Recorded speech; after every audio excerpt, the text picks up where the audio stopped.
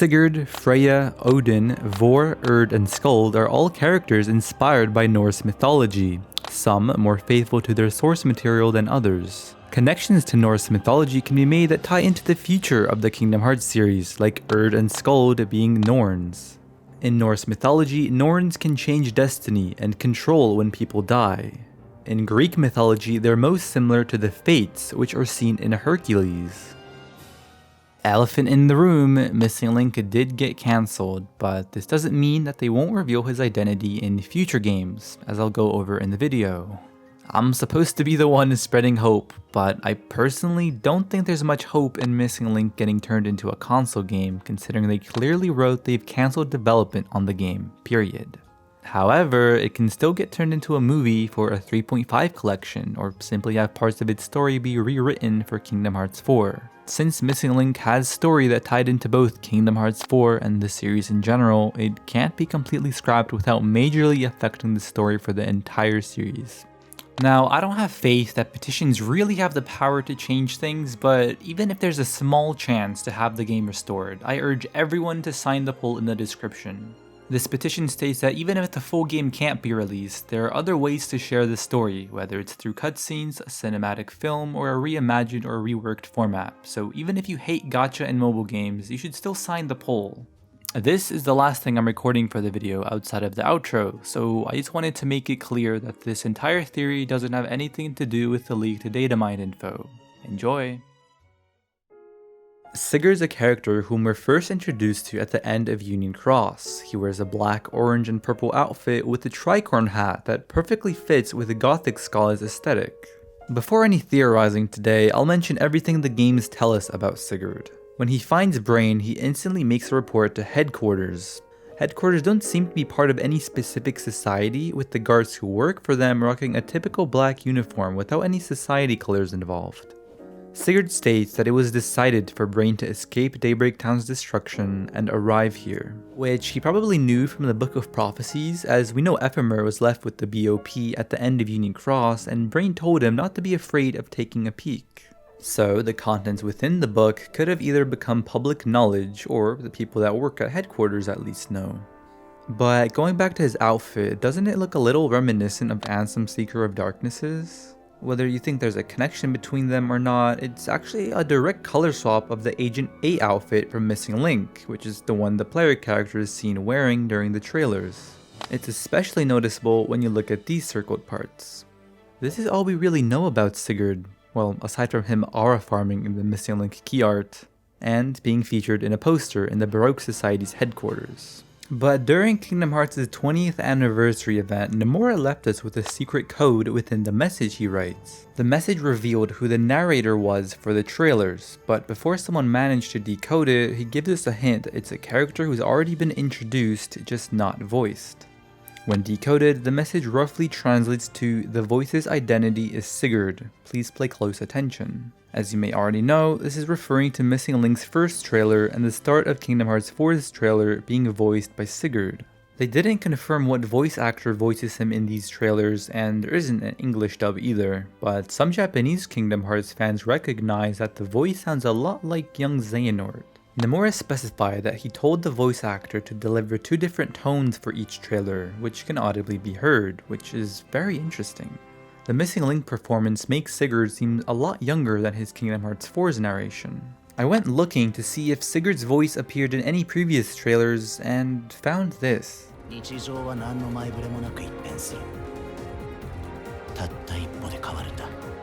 If you've watched the Kingdom Hearts 4 and Missing Link trailers as many times as I have, you might notice that the voices do sound very similar to young Xehanort's Japanese voice.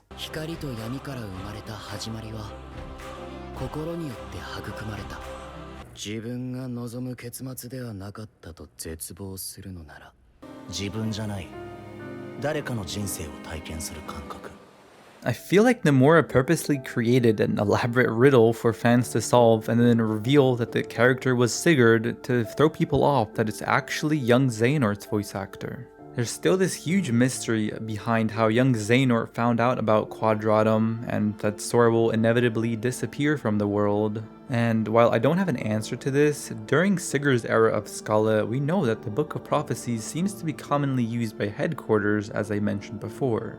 And during Dark Road, Odin seems to know things from the Book of Prophecies too. I mentioned a little about this in my previous video, but my leading theory is that Xehanort traveled to Unreality himself, since I think he had to have gained that knowledge about it himself. He's very coy and subtle when bringing up Unreality during his older years, so I don't think he just got the knowledge from someone else like the Master of Masters, or from a copy of the Book of Prophecies or something. During his time as an apprentice, he's also very knowledgeable about Unreality, and the memory Xehanort from Melody of Memory is too, so I'm interested to hearing your theories down below. So does this mean that young Xehanort is Sigurd? No, actually. But going back to young Xehanort's voice being in the trailer, it wasn't exclusively recorded for the trailer, but Xehanort's entire narration in the beginning of Dark Road is voiced in the Japanese version. あとは海。海。海。どこまでも続く空。Union Cross similarly featured only a single part being voiced. 一緒に行こう。We'll go together. Although this clearly mirrors Sora's line, don't worry, I don't think Ephemer is actually Sora, it's just a neat detail that I don't think too many people know about. But there may be more to Ephemer and Sigurd's connection than meets the eye, for the blue-robed figure confirms that Ephemer is Xehanort's ancestor. But the question that I'll pose is, does this ancestor come from Xehanort's dad's side of the family, or his mom's? We've supposedly only seen his mom, and she does look a lot like Skuld, and although Nomura confirmed that it isn't her, he said that Skuld has something to do with her. I won't provide any significant insights into this, but I think Skuld may find a way to fulfill her role as Subject X, and then at the end of Kingdom Hearts 4 or 5, we'll see her return to Ephemer to form the bloodline. So this kind of works like the paradox, with Ansem always time traveling to meet his younger self.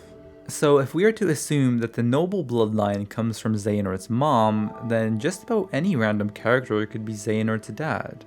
Considering Sigurd seems to have the same voice actor as young Xehanort, it can't just be a red herring. Most original Kingdom Hearts characters have a voice actor precisely chosen by Nomura, so I don't think this can be a coincidence at all. If Missing Link if Missing Link would have gotten English voice acting and they had Ben Diskin reprise his role, we would have had to keep an ear out to see if we would have recognized if it's him or not. We don't know if Missing Link would have had Sigurd wear a similar hood to the organization coat, concealing his face, or if it would outright reveal what he looks like, similar to how we've already seen part of the Master of Masters' face in the Kingdom Hearts 3 secret ending. But either way, I think there's still going to be a big reveal on how Sigurd looks like, and it's going to be really funny seeing a face that looks similar to Xehanort's, because I think Sigurd could be the father. In the case of toddler Xehanort, Sigurd, you are the father!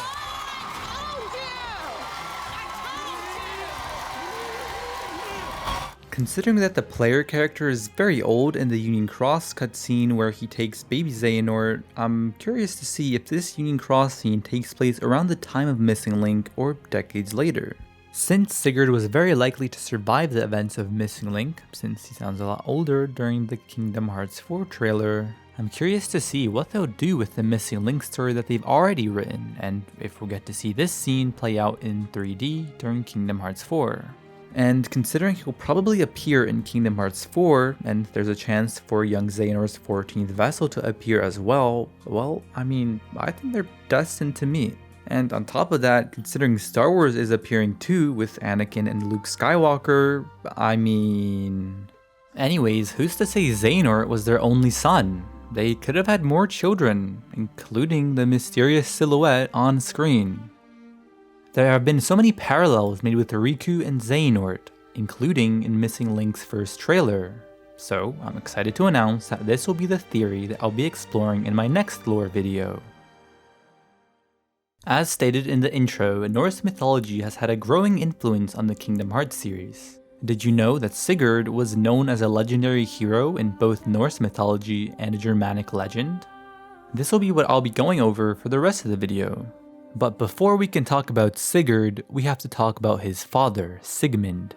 There's many different versions of the Norse mythologies, including Poetic Edda, Volsunga Saga, Christian and Germanic retellings, and more, so the information that I'll provide may or may not be the ones that Nomura and his team read to base these characters off of.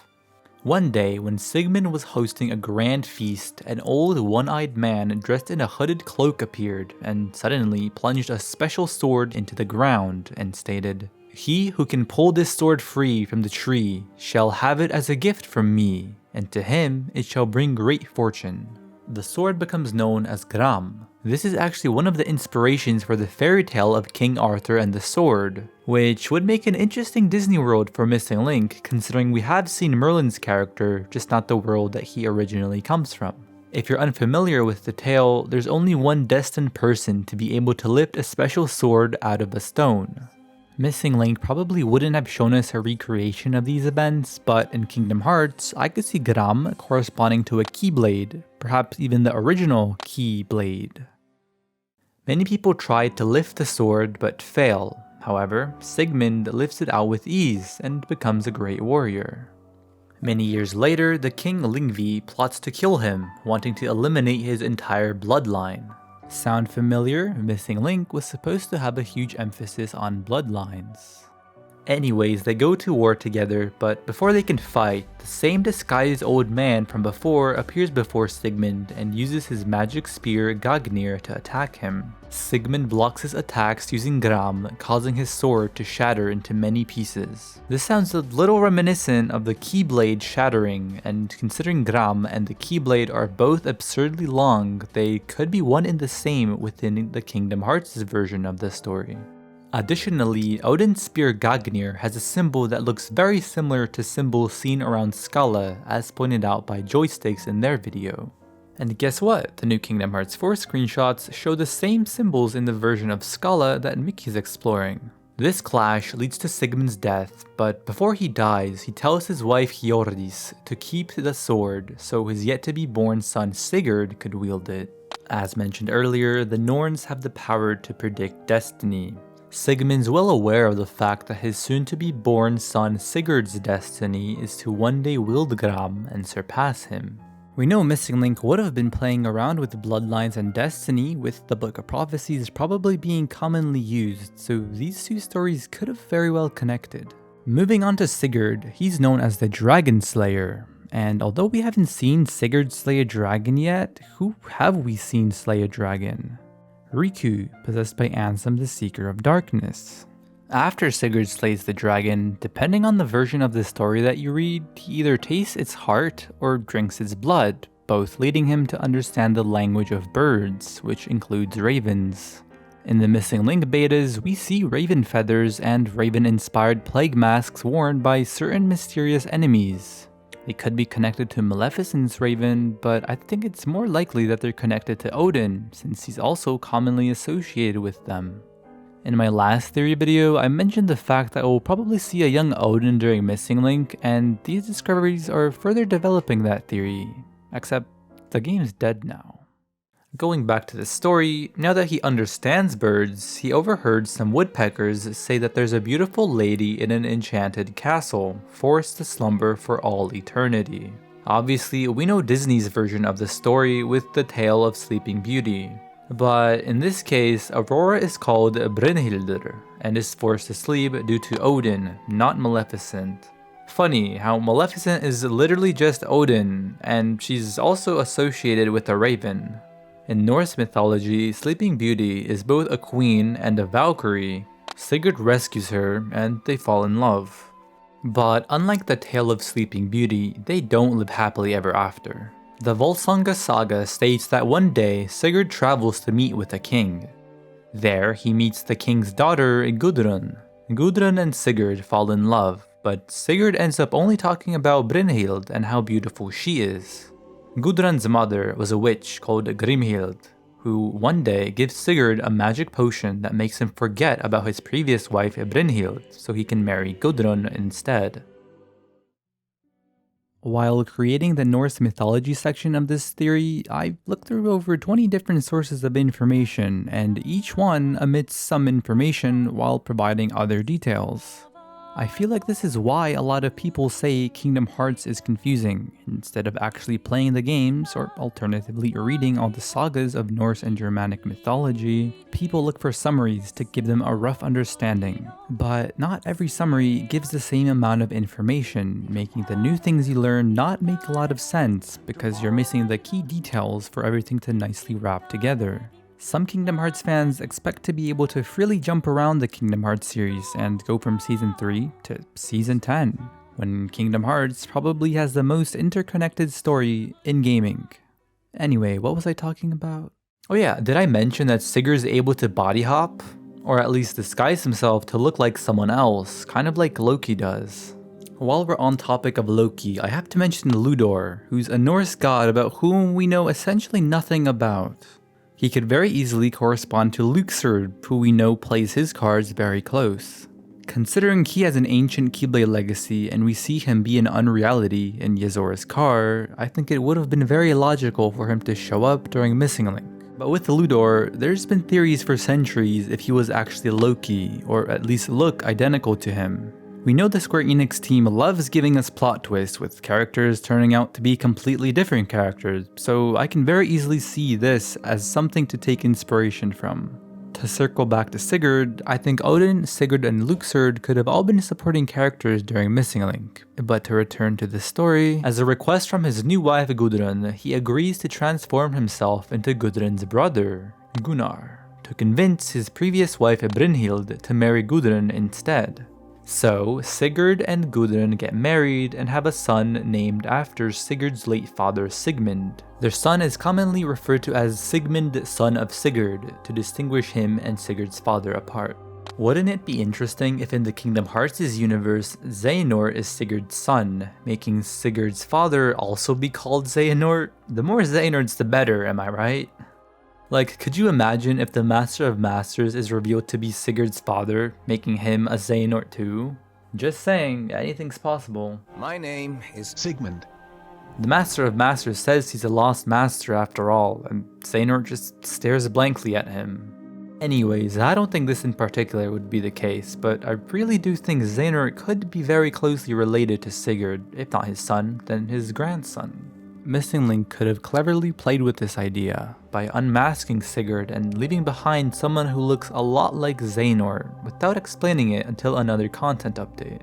Sigurd is supposed to play a huge role in this series, so if the scenario writers decide to take direct inspiration from Norse mythology, I think they could be setting us up for one of the most interesting characters ever.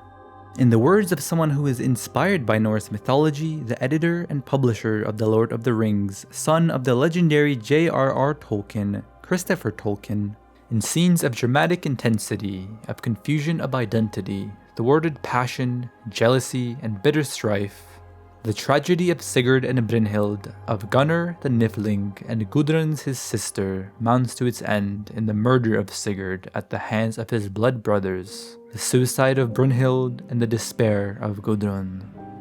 If that's not a pitch for a great story, then I don't know what is. As his words suggest, Sigurd's story ends by him being murdered. Since Sigurd seems like he's going to be a character in Kingdom Hearts 4, his story probably wasn't going to end in Scala, so his murder may play out during Kingdom Hearts 4 or 5. Alternatively, if he was supposed to die during Missing Link, that didn't mean the end of his character either. The afterlife is a very real concept in Norse mythology with Valhalla and Hell, and we've already seen that the underworld houses original Kingdom Hearts characters too. Even Donald and Goofy are seemingly looking for Sora in the underworld in Kingdom Hearts 4. Unreality is described as an afterworld for Strelitzia and Sora, so it could be where Sigurd's soul is taken once he loses his heart. In mythology, his murder is orchestrated by his first wife Brynhild after she finds out about his betrayal. I'm not sure if Brynhild and Gudrun will play major roles in Kingdom Hearts, but there's many themes from his character that they could take and use. His weapon, Gram, as I mentioned earlier, could either be the original Keyblade or the Gazing Eye. Sigurd's major betrayal of Brynhild could parallel Lushu being the traitor. Sigurd having the ability to disguise himself as whomever he wants could also parallel Lushu's body hopping capabilities. Now, I'm not saying Sigurd is Lushu. but I'm not saying he's not. To go back to the Union Cross scene, a likely scenario that I see happening is that this lady in blue is Gudrun. And remember when I said that Sigurd traveled to see a king, leading him to meet Gudrun? Well, considering this lady is related to Ephemer, it would align that our Sigurd met with Ephemer, the founder of Skalla ad Kalam. Sigurd doesn't have a son with Brynhild, and in most versions they don't have any children at all. But Sigurd does have a son with Gudrun, and in some iterations they even have two, with the other one being unnamed. But I think we're all already very familiar with their other son. To go over the rest of the tale, after Sigurd's death, Gudrun's forced into marrying Brynhild's brother, Atli. Atli follows up by murdering both of her kids and tricks Gudrun into eating them. This would obviously be too much to display in Kingdom Hearts, so what if there was a way to change their destiny? What if there was a hero that'd save her children? This is where the blue-robed figure comes in. He takes Xehanort, who from my interpretation is Sigmund, son of Sigurd, and attempts to change his destiny. From my understanding, he takes Xehanort and tries to artificially make him the child of destiny, rewriting his fate.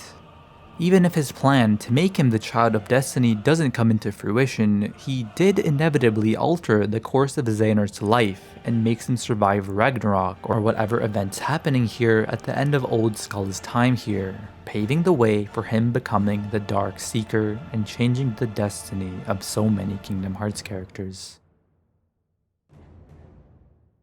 Alright, thank you everyone for watching. I came up with this idea way back in January after the Cryptic Crossroads Nomura message. I actually started writing a different theory about Crossroads, but then I scrapped it because I eventually realized there was a really big plot hole that completely destroyed that theory. But I used parts of that video to create the Skalla video, which now has over 20,000 views. What? With that being said, I wanted to highlight a bunch of channels that I've been watching for the past few years that have inspired me to create these kinds of theory videos to hopefully one day live up to them. There's so many good theorists within the Kingdom Hearts community, but I only wanted to choose 3 that have videos that are extremely well put together. Sunny Novus, The Secret Reports, and Memoria Connection have videos that feel like a full-blown high-quality production. The visuals, the atmosphere, the music, if you haven't checked them out, definitely go check them out in the description. Well, anyways, there isn't any public news about Missing Link getting reworked, so it seems like the channel needs a little bit of a rebrand. That's better. There is always sleep between part and meet with our usual words on the usual street. So let us part like we always do, and in a world without you, I'll dream of you. When I come to, let us meet with our usual words on the usual street. Beyond the path without you is a forgotten promise to keep. And though our paths may not cross, all paths are connected somewhere. When I arrive at where you are, we may not appear to be as we were, but I'll make another promise to keep. May your heart be your guiding key, may its path lead you to the door.